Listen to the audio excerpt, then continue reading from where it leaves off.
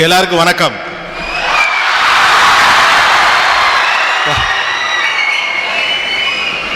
Shahjahan sir என்கிட்ட சொல்லிட்டு இருந்தாரு, எவ்வளோ டயர்டாக இருந்தாலும் எவ்வளோ இதாக இருந்தாலும் இந்த பசங்களை பார்த்தோன்னே ஒரு பயங்கர உற்சாகம் வந்துருதுங்க அப்படின்னு.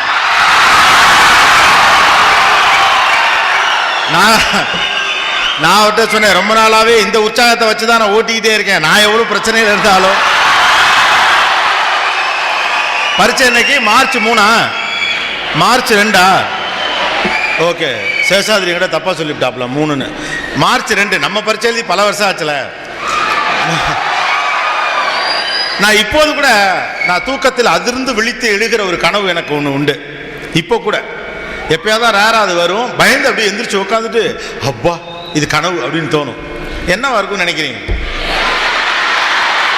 அந்த கனவை நான் சீனா சொல்கிறேன். நான் பரீட்சை எழுதிட்டு இருக்கேன், வேக வேகமாக எழுதிட்டு இருக்கேன்.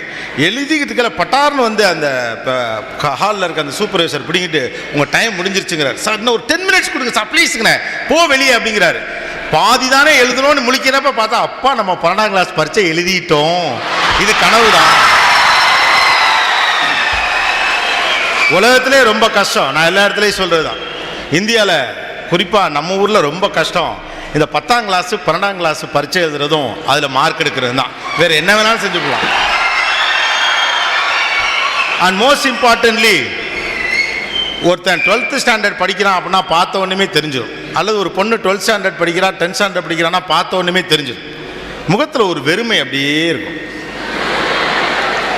ஒரு கலவரம் முகத்தில் அப்படியே தாண்டவமாடும். 10வது குறைக்கு எவனை பார்த்தாலும் எரிச்சலாக வரும். முக்கியமான அதுக்கு காரணம், எவனை பார்த்தாலும் எரிச்சல் வருது காரணம்னா போகிறவனெல்லாம் கேள்வி போவான், என்ன ஒழுங்காக படிக்கிறியா, அவன் யாருன்னே தெரியாது, ஒழுங்காக படிக்கிறியா ஒழுங்காக படிக்கிறியா. காலையில் வீட்டுக்கு பால் போட வர்றவரில் தொடங்கி சொந்தக்கார தாயபிள்ளை காது குத்து திருவிழா கடா வெட்டு வயசுக்கு வந்த ஃபங்க்ஷனு போனால் கூட ஒழுங்காக படிக்கிறீங்க பையன். Just think about it. ஆனால் இதுக்கு பின்னால் இதை விளையாட்டாக ஒரு பக்கம் பார்க்கிறோம், இன்னொரு பக்கம் சம்மந்தமே இல்லாதவெல்லாம் கொண்டு நம்ம ஒழுங்காக படிச்சான்னு கேட்குறோம். நம்ம குடும்பத்தில் படிக்கவே படிக்காமல் 7ஆம் கிளாஸில் பெய்தான சித்தப்பாவில் தொடங்கி 3ஆம் கிளாஸ் கூட முடிக்காத பாட்டி வரைக்கும் எல்லாருமே ஒழுங்காக படிக்கிறியான்னு கேட்குறாங்க. But why? On another note, on a serious note, அவ்வளோ பேர் ஏன் அதை அவ்வளோ சீரியஸாக கேட்குறாங்க? படிக்காத 7ஆம் வகுப்பு முடிக்காத ஒருவரும் 3ஆம் வகுப்பு முடிக்காத ஒருவரும் குடும்பத்தில் படிப்பே வராதுன்னு சொல்லப்பட்ட ஒருவரும் வாழ்க்கையில் தோல்வியடைந்த ஒருவரும் வாழ்க்கையில் வெற்றி பெற்ற ஒருவரும் ஏதோ பால் போடுற பழக்க வழக்கத்தில் பக்கத்து வீட்டிலேருந்து வந்து அன்பு காட்டிய நண்பர்களும் எதிர் வீட்டுக்காரரும் கடைசி முக்கத்தில் கடை வச்சிருக்கக்கூடிய அண்ணாச்சியில் தொடங்கி அவ்வளோ பேரும் இந்த மேடையில் உட்காந்துருக்கவங்களும் உங்கள் டீச்சரும் தெரிஞ்சவங்க போனவங்க வந்தவங்க அவ்வளோ பேர் ஏன் கேட்குறான்? காரணம் கல்வியின் வழியாகத்தான் உங்களுடைய வாழ்க்கையின் மிகப்பெரிய மாற்றத்தை நீங்கள் அடைய முடியும் என்று இந்த சமூகம் நம்புகிறது. Education is the only way to reach your goals and destinations. That's why the whole society is asking you. அதுதான் காரணம். இந்த கேள்வி நாம எப்பொழுதும் புகழோடு இருக்கிற போது புகழின் பெரிய விஷயம்லாம் நமக்கு தெரியாது. இப்போ மீடியாவில் நம்மளாம் பரபரப்பாக இயங்கி கொண்டிருக்கக்கூடிய காலகட்டத்தில் ஒரு கடத்திற்கோ வெளியிலேயே போகிறப்ப 4 பேர் வந்து ஃபோட்டோ எடுப்பாங்க, பேசணும்பாங்க.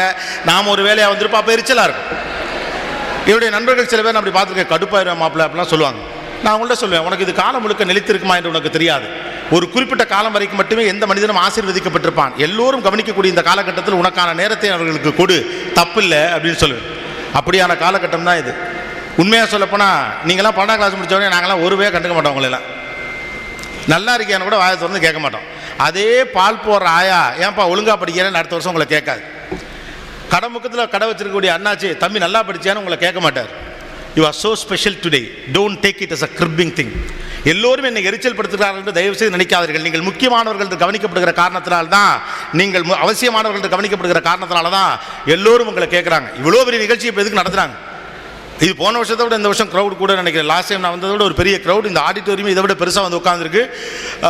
சுகிசிவம் ஐயா மாதிரியான உங்களோட அப்பாயின்மெண்ட் எல்லாம் வாங்கி உங்களுக்கு கூட்டு வந்து இதை செய்யணும் அப்படின்னு பிரியப்பட்டதுக்கான காரணம் என்னன்னா, இந்த சமூகம் ஒன்றை சந்தித்திருக்கிறது.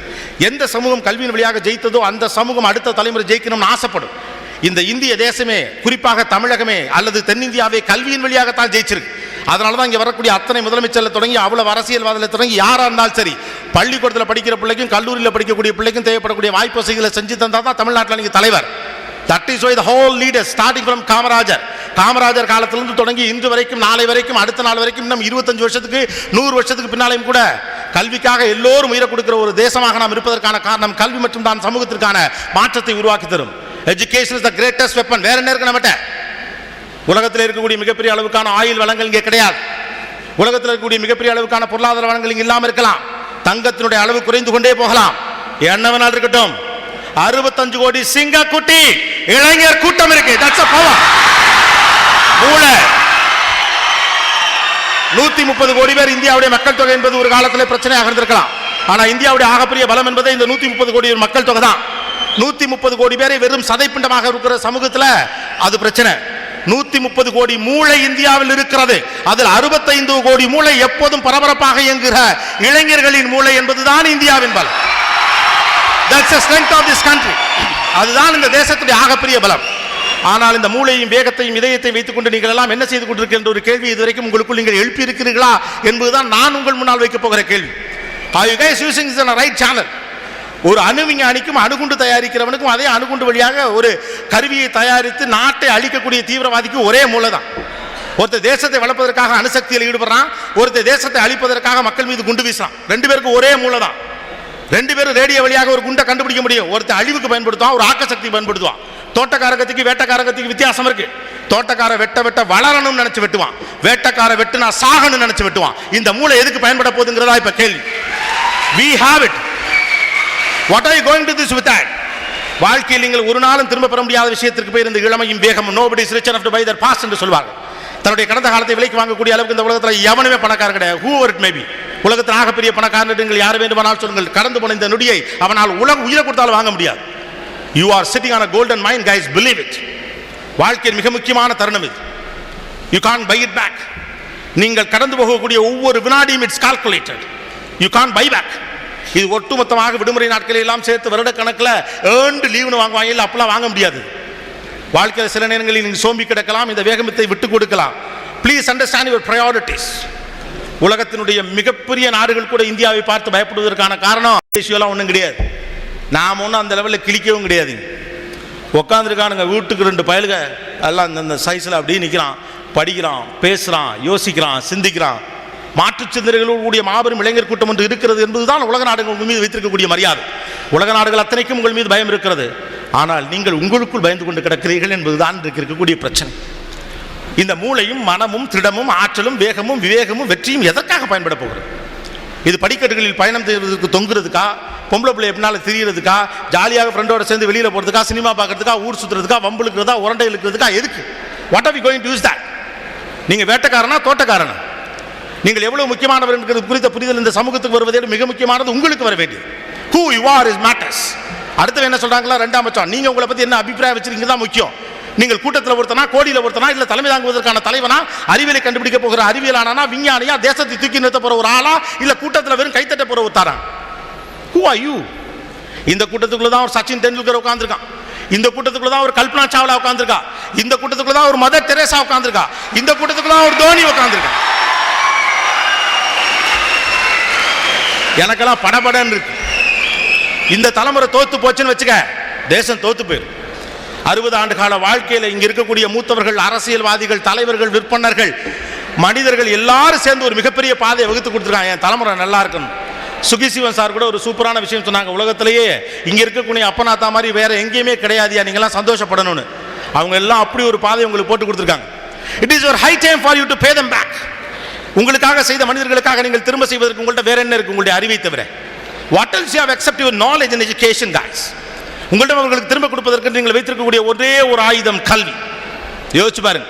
குண்டுமணி தங்கமாவது கழுத்துல போட்டுக்கணும்னு சொல்லப்பட்ட ஒரு சமூகத்துக்குள்ள பிறந்து வளர்ந்த வாழ்க்கை முறை நாம.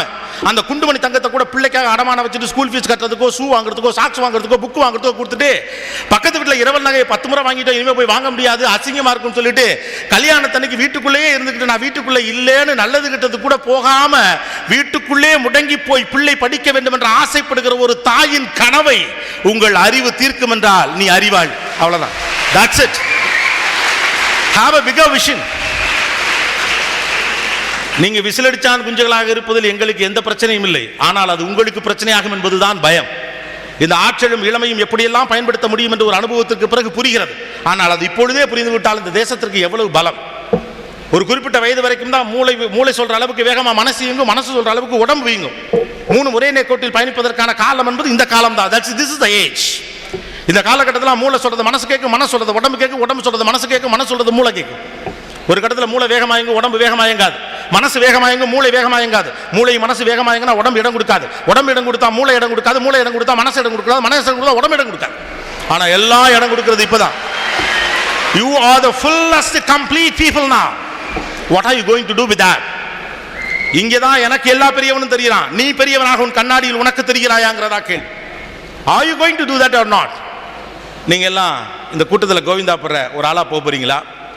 இல்ல உங்களை பார்த்து 10 பேர் கைத்தட்டக்கூடிய அளவுக்கான ஆளா வந்து நிற்க போறீங்களா? அடுத்த 5 ஆண்டுகளில் நீங்கள் யாராக இருக்க போகிறீர்கள் என்பது குறித்து உங்களுக்கு ஒரு மனப்பிம்பம் இருக்கிறதா? I challenge you guys. இந்த காட்சியை 25 வருடத்திற்கு முன்னாக நான் என் கண்ணால பார்த்திருக்கேன்.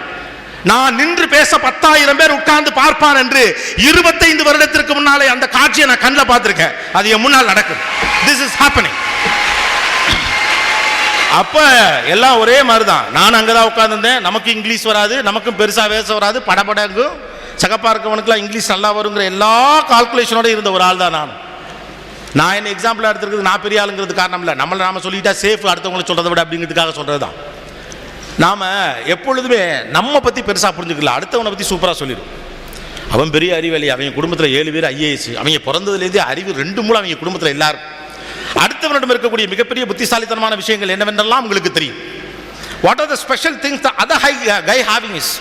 உங்களுடைய நண்பனோ உங்களுக்கு தெரிந்தவனோ உங்கள் சொந்தக்காரனோ தாய பிள்ளையில எவனோ ஒருத்தர் புத்திசாலியாக மிகப்பெரிய அளவுக்கு படித்து அல்லது விளையாட்டிலே தேறி பெரிய ஆளாக வந்து இருக்கிற போது அவனிடம் இருக்கக்கூடிய மிகச்சிறந்த குணங்கள் எல்லாவற்றையும் உங்களால் ஒரு பட்டியல் போட்டு காட்ட முடியும். உங்களுடைய சிறந்த குணங்களை என்றைக்காவது நீங்கள் பட்டியல் போட்டிருக்கிறீர்களா? ஒரு பட்டியல் மட்டும் இருக்கு. எதெல்லாம் நமக்கு வராதுன்னு ஒரு பட்டியல் உண்டு. இந்தா எதுவெல்லாம் வராதுன்ற நமக்கு ஒரு பட்டியல் உண்டு. படிச்சா மைண்ட்ல நிற்காது. அப்புறம் நான் இப்போ இங்கே பார்த்தேன், நம்ம ஏன் பரீட்சையில் சொதப்புறங்கிறதுக்கு மிக முக்கியமான கேள்வி. ஐயா ஒரு கேள்வி கேட்கிறார், அதை தவிர மீது எல்லாத்துக்கும் பதில் சொல்றீங்க. அவர் ஏன்டா மறந்து போகுதுன்னு கேட்டா, மறக்காமல் இருக்க என்ன செய்ய வேண்டும் தெரியுமான்னு சொல்லிட்டு ஒரு பிள்ளை அது பாடம் இருக்குது தனியா.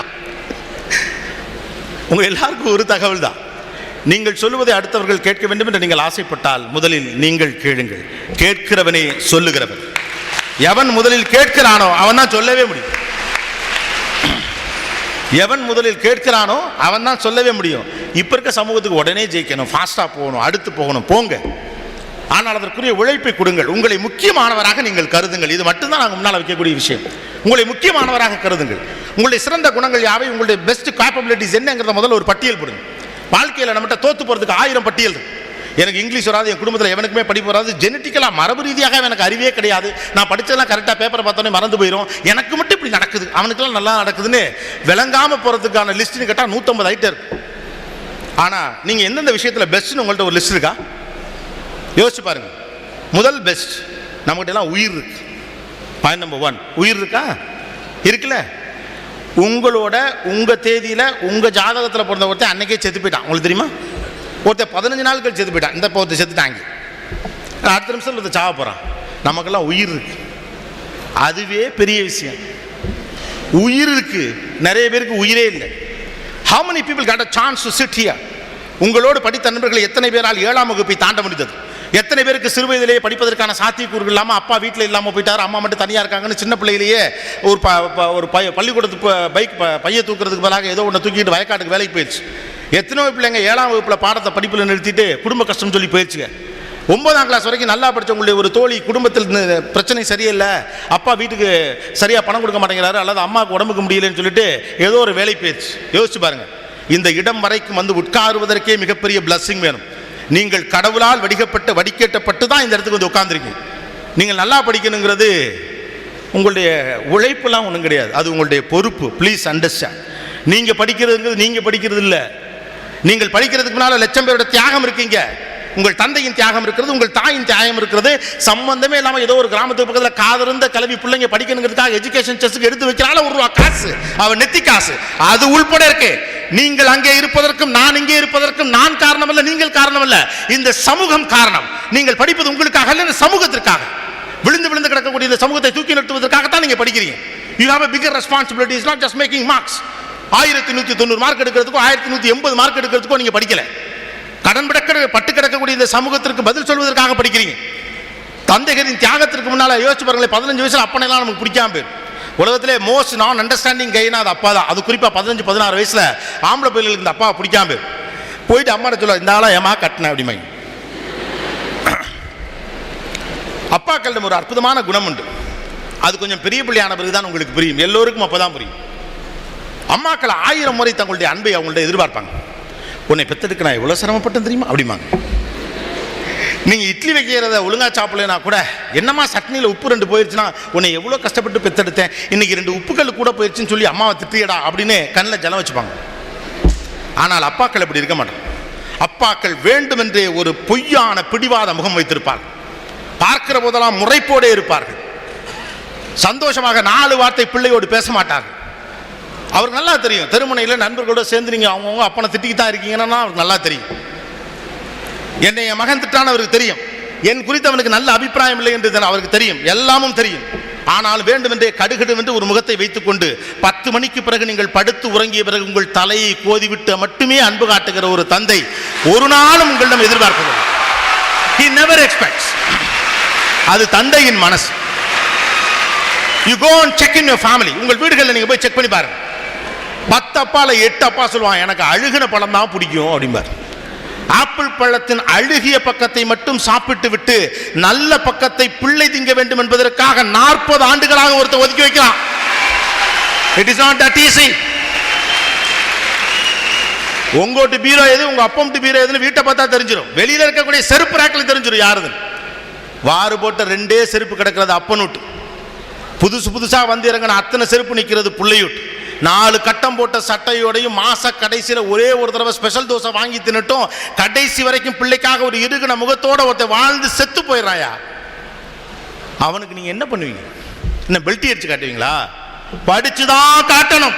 That's the only weapon you have. Do it. This is an opportunity for you. இது உங்க திறமையெல்லாம் கிடையாது, இது உங்களுடைய பொறுப்பு. It is your responsibility. ஆசைப்பட்டு பெருசா பண்றதுக்கு நம்மகிட்ட வேற என்ன இருக்கு? அறிவு மட்டும்தான். Habit. Explore it. போங்க, அடிச்சு தூக்குங்க. இப்படி கத்தி தொண்டை கிளிய உங்ககிட்ட இப்படி பேசாம கூட நான் சாதாரணமா சுமாரா சொல்லி உங்களுக்கு பிடிக்கிற மாதிரி பேச முடியும். ஆனா தொண்டை தண்ணி வத்த ஏன் கத்துறோம்?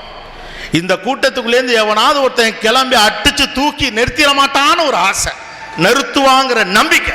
That's a thing making me to speak with you. But in the confidence is very important. உலகம் முழுக்க பிள்ளைகள் படிக்கிறார்கள். இந்தியாவிலே பிள்ளைகள் படிப்பதற்கும் உலகம் முழுக்க இருக்கக்கூடிய பிள்ளைகள் படிப்பதற்கும் நிறைய வித்தியாசம் இருக்கிறது. சுகிசிவம் சார் கூட தான் சொன்னாங்க, 15 வயசுக்கு மேலே அவன் வீட்டுக்கு வாடா, வெளியில் போடா, உன் வேலையை நீ பாடுறான்டுவான். நீங்கள் ஆசைப்படக்கூடிய அமெரிக்காவிலும் ஆஸ்திரேலியாவிலும் 16 வயதிலே என் வீட்டுக்கு வாடகை கொடுப்பார் அப்பா. நீங்கள் பிறந்ததுலேருந்து பெற்று வளர்த்து ஆளாக்கி சந்தானம் ஒரு படத்தில் சொல்ல மாதிரி, ஆமாம் மறுபடியும் பெற்று விடுங்க, அது பேண்டு மோண்டு நான் கழுவி வளர்க்குறேன் அப்படி மாதிரி. நீங்கள் பிறந்ததுலேருந்து உங்களை தூக்கி பாலாட்டி சீராட்டி தாளாட்டி இதெல்லாம் பாட்டெல்லாம் பாடி அப்புறம் பப்பு சாதம் தயிர் சாதம் மோர் சாதம் இதெல்லாம் கண்ணி நாப்கின் மாட்டி உங்களை கொண்டு ப்ரீகேஜியில் சேர்த்து அதுக்கப்புறம் எல்கேஜிக்காக வரிசையிலெல்லாம் நின்று 4 பேர் காலில் விழுந்து கஷ்டப்பட்டு ஒரு பெரிய பள்ளிக்கூடத்தில் சேர்த்து அதுக்கப்புறம் உங்களை பேரண்ட்ஸ் டீச்சர் மீட்டிங்கில் எல்கேஜியில் என்ன கிழிச்சில் போறியன்னு அவங்க அதுக்கு வைக்கிறதுக்கெல்லாம் போய் பதில் சொல்லி, அது பார்த்தாம பக்கத்தில் இருக்கக்கூடிய maths class, physics class, karate class, chemistry class, tennis class, அந்த கிளாஸு, இந்த கிளாஸு, கண்ணாடி கிளாஸு, டம்ளர் கிளாஸ்னு எல்லாம் சொல்லி கொடுத்து உங்களை தூக்கி ஸ்கூட்டியில் முன்னாலே பின்னாலே உட்கார வச்சுட்டு வேலை வழி இல்லாமல் ஊராக கூட்டிகிட்டு போயிட்டு ஸ்கூல் டூருக்கு காசு சேர்த்து கொடுத்து கடன்பட்டு அதுக்கப்புறம் ஒரு நல்ல பள்ளிக்கூடத்தில் 6ஆம் கிளாஸில் மார்க் எடுக்க வச்சு அதுக்கப்புறம் 9ஆம் கிளாஸ்லேருந்து உங்கள் கூடவே இருந்து வேலையை விட்டுவிட்டு லீவை போட்டு மெடிக்கல் லீவ் எடுத்து 10ஆம் கிளாஸுக்கு கூட இருந்து படிப்பு சொல்லி கொடுத்து எல்லாம் பண்ணி உங்களை 10ஆம் கிளாஸில் ஒரு நல்ல மார்க் எடுத்துவிட்டு அதுக்கடுத்து எவன் காலையாக பிடிச்சி ஒரு பெரிய பள்ளிக்கூடத்தில் சேர்த்து அதுக்கப்புறம் அங்கே படிக்க வச்சு அதுக்கப்புறம் அங்கே இருக்கவங்க உங்களை தூக்கி போட்டு மிதித்து உங்களை ஒரு 1100 மார்க் எடுக்க வச்சு அதுக்கப்புறம் அத்தோடு முடிஞ்சான ஒரு காலேஜில் தேடி அலைஞ்சு கெஞ்சி ஏதோ பண்ணி ஒரு காலேஜில் வச்சு ரொம்ப சந்தோஷம்பா, தமிழ்நாடு தானே.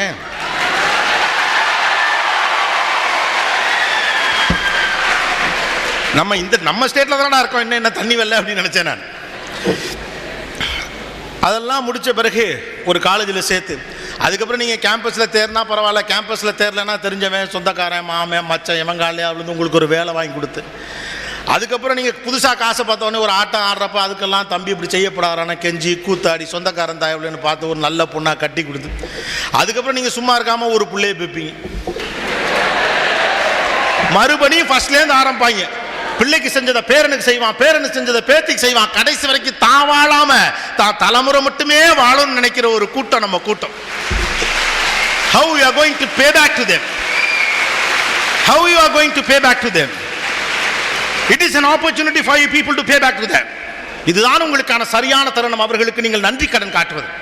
உங்களுக்காக உழைத்த தந்தைக்கும் தாய்க்கும் உறவுகளுக்கும் சமூகத்துக்கும் அரசியலுக்கும் இந்தியாவிற்கும் தேசத்திற்கும் எல்லாத்துக்கும் நீங்க பதில் சொல்றதுக்கான அற்புதமான காலகட்டம். Go and explore. தட்டு திறக்கலனா ஒட. I am giving an opportunity now. This is a golden time. இதுவரைக்கும் படிக்காதவங்க எவ்வளவு பேர்னு எனக்கு தெரியும். 365 நாள் இருந்தாலும் கடைசி 10 நாள் தான் நாங்க படிப்போன்னு கோயில்ல சத்தியம் பண்ணிட்டு கிளாஸ்க்குள்ள வந்தவங்க எல்லாம் தெரியும்.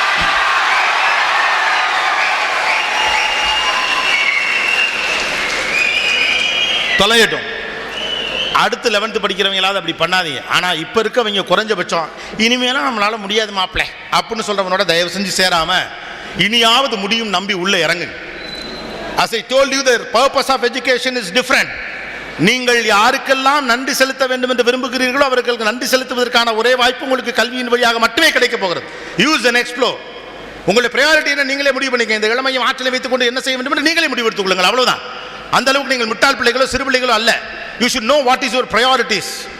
இரவு நேரத்தில் உட்காந்துக்கிட்டு வாட்ஸ்அப்பில் நோண்டி உங்கள் டைமுக்கு an average Indian spends at least 6.5 hours in a day. You know that.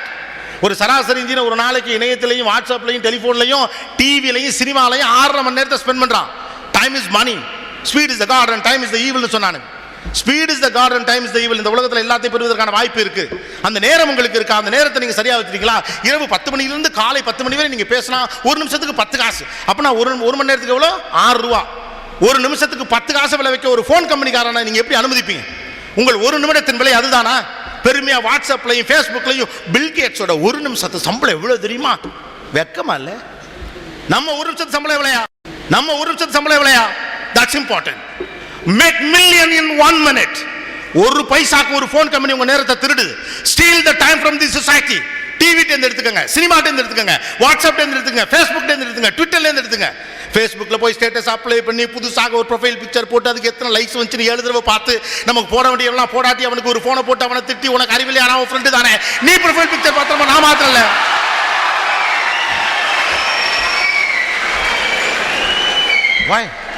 அப்ப இதெல்லாம் நடக்குது. லைஃப் எப்போதுமே சந்தோஷமா இருக்கணும் அப்படின்னா ரொம்ப சந்தோஷமா இருக்கிறதுக்கான வாய்ப்பு இருக்கிறப்போ கொஞ்சம் சீரியஸா இருந்துரும். That's important. லைஃப் எப்போதுமே சந்தோஷமா இருக்கணும்னா ரொம்ப சந்தோஷமா இருக்கிறதுக்கான வாய்ப்பு கிடைக்கிறப்ப கொஞ்சம் சீரியஸா இருந்துடணும். இல்லைன்னா லைஃப் முழுக்க சீரியஸா போயிடும். இந்த வயசு ரொம்ப சந்தோஷமா இருக்கிறதுக்கான வயசு. ஆனா ரொம்ப சந்தோஷமா இருக்கிறதுக்கான இந்த வயசுல கொஞ்சம் நீங்க சீரியஸா இருந்துட்டா வாழ்க்கை முழுக்க சந்தோஷமா இருந்துக்கலாம். எப்போதுமே சில விஷயம் வெளியில் வந்த பிறகு தான் புரியும். நாங்கள் ஹாஸ்டலில் படிக்கிறப்போ உலகத்திலே கேவலமான சாப்பாடு எங்கள் ஹாஸ்டல் சாப்பாடு தான். எங்கள் அபிப்பிராயம் அதான். இல்லை எல்லாரும் அபிப்பிராயம் அதான். என் ஃப்ரெண்டு ஒருத்தன் ஹாங்காங்கில் இருக்கான். இன்னைக்கு ஹாங்காங்கில் ஒரு பெரிய பதவியில் ஒரு பெரிய வேலையில் இருக்கான். அவன் அப்போல்லாம் கவிதையெல்லாம் எழுதுவான். எல்லாத்தையும் கிண்டல் பண்ணி இப்போ மீம்ஸ் மாதிரி அப்போ நாங்கள் கவிதையெல்லாம் எழுதுவோம். அப்போ ஒரு கவிதை எழுதினார். எண்ணத்தில் எழுமாற்றம் புரட்சி நாளும் எழுத்தினிலும் பேச்சினிலும் அதனை காண்போம். எங்களுடைய மனப்பாட பாட்டு ஒன்று இருக்குது. அதுக்கு மேலே இவர் எழுதினார். எண்ணத்தில் எழும் மாற்றம் பூச்சி நாளும் எங்கள் ஹாஸ்டல் சாப்பாட்டில் அதனை காண்போம் அப்படின்னு. அதில் வெண்ணாட்டு பெர்னாட்சா பிளாட்டோ லிங்கன்லாம் இருக்கும். அதில் அதுக்கு போல வருது வெண்ணாட்டு சமயக்காரர் சின்ன தம்பி விரும்புகின்ற சூசை மீசை சுப்பு மூக்கன் இவங்கெல்லாம் சர்வர். இப்படி எல்லாத்தையும் போட்டு அடிக்கிற திருத்துவம் பிரதர் புகழ் வாழ்கன்னு திருத்துவம் பிரதரையும் எழுத்துட்டாங்க. கடைசியாக அந்த அவசரத்துக்கு துணி ஸ்பெஷல் அயனிங்னு ஒன்று போடுவாங்க. புதன்கிழமை மட்டும் எங்கள் ஸ்கூலில் கலர் ட்ரெஸ் உண்டு. அன்றைக்கி போடுறதுக்காக ஸ்பெஷலாக அன்றைக்கி மட்டும்தான் போட முடியும். ஸ்பெஷல் அயனிங் போடுறப்ப பாக்கெட்டில் வச்சு கொடுத்துட்டான். எங்கள் வார்டன் எடுத்து பார்த்துட்டார். ஏன்னா ஸ்பெஷல் அயனிங் போடுறப்ப சார் என்னமோ வச்சுருக்காங்க எடுத்து கொடுத்தா பார்த்துட்டார். அவர் என்னை கூப்பிட்டு இதை சத்தமாக படி அப்படின்னார். எல்லோரும் வர சொல்லி எண்ணத்தில் எழுமாற்ற பூச்சிங்க எனக்கு பக்குன்னுச்சு முடிஞ்சு போச்சு இதை நோட்டீஸ் போர்டில் போடுறா அப்படின்னார். வச்சு செஞ்சாங்க அவனை 2 நாள். படித்து முடிச்சுட்டு 2 பேரும் திருச்சியில் வேலை தேடி தெரிஞ்சோம். கையில் ஒரு 10 ரூபா காசு இருக்குது. தொண்டை தண்ணிலாம் வரலுது. ஒரு ஏப்ரல் மாதத்தில் சிங்காரத்தோப்பு தெருக்களில் இந்த முனையிலேருந்து அந்த முனை நாக்கு தள்ள அலையிறோம். போகிற இடத்துலலாம் எக்ஸ்பீரியன்ஸ் இருக்கான்னு கேட்குறான். டே எக்ஸ்பீரியன்ஸுக்கு தான்டா வேலைக்கே வர்றோம், ஏதாவது சேர்த்துக்கங்கடா, நீங்கள் என்ன சொன்னாலும் கேட்குறோங்கிறோம். இப்போலாம் நீங்கள் என்ன 5 கம்பெனி வருது 6 கம்பெனி வருதுங்கிறாங்க. அப்படிலாம் கம்பெனி எங்கே இருக்குன்னே தெரியாது. எல்லாம் அலைஞ்சு ஒரு கட்டத்தில் மயக்கமே வந்துருச்சு. அப்போ சாமினான்னு சொன்னால் டே 1 ரூபா இருந்தால் குறா சில்லறை அப்படின்னு கொடுத்தான். சரி ஒரு கடையில் சில்லறை மாற்றி 1 ரூபா எடுத்துகிட்டு அப்போல்லாம் பப்ளிக் ஃபோன் பூத் இருக்கும்.